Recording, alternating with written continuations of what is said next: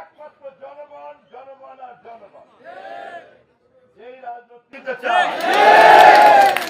আমি যদি নির্বাচিত হই, দেশ নায়ক তারেক রহমান যেমন বাংলাদেশ গড়তে চায় তেমন বাংলাদেশের রাজনৈতিক কর্মীরা দল করতে পারবে, বাকিদেরকে জনগণের চাহিদা অনুযায়ী দল থেকে বের করে দেওয়া হবে।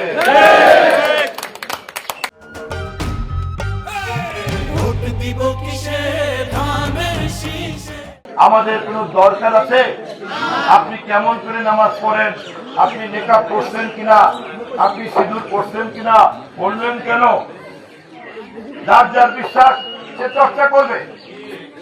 এই দেশে হাজার বছর যাবৎ হিন্দু মুসলমানরা পাশাপাশি বাস করছে, কোনদিন তো সমস্যা হয় নাই। একদল লোক ধর্মীয় ব্যবসার মধ্য দিয়ে সাম্প্রদায়িক সংঘাত তৈরি করতে চায়।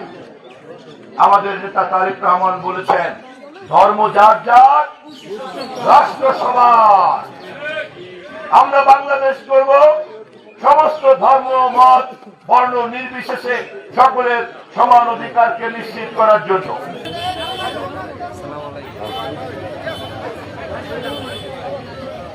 সবাই একেবারে পাশে, একটু পাশে পাশে।